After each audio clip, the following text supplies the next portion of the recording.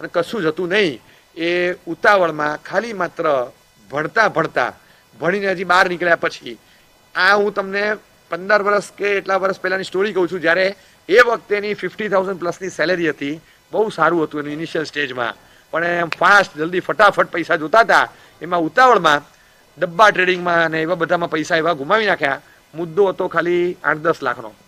એમ ઘણો મોટો ફિગર ગણાય એ વખતે, પણ એવો મોટો ફિગર નહોતો. 8-10-12 લાખનો મુદ્દો હતો અને એને સુલટાવવા માટે મોટી ગેમ રમી અને સીધું ડબલ થઈ ગયું. એ આખું ઊંધું પડ્યું.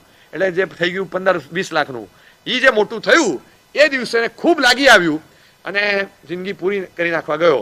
અને આ ઘટના જ્યારે બની રહી છે ત્યારે એને લગભગ એન્ગેજમેન્ટ ફાઇનલ થયેલા એક છોકરી સાથેના. શું જિંદગી રેત કોકની, મા બાપનું શું થયું હોત, એ બચી ગયો અને પછી કશું જિંદગીમાં કરવાનો વખત આવ્યો નહીં. એક સમય હોય છે કે જે સમય પાસ કરી દેવાનો હોય. 2 કિસ્સાઓ મારી નજરમાં છે કે જે કુમારભાઈએ આપેલા એ નિયમના પ્રભાવે કોઈક 2 જણા પૂછવા આવેલા, બંને જણા અટકી ગયા. એકને જિંદગી પૂરી કરી નાખવાની હતી, એકને એકબીજાથી છૂટા થવાનું હતું. બંને જણા એ વખતે અટકી ગયા અને આજની તારીખમાં અટકેલા છે. આ બંને 15 વર્ષ જૂના કિસ્સા છે.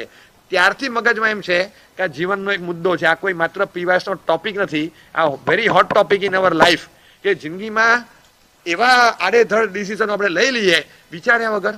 આટલા મહત્વના ડિસિઝન વિચાર વગર લેવાના. મનુષ્ય ભાવ કેટલી મોટી જવાબદારી લઈને આપણે અહીંયા આવ્યા છીએ.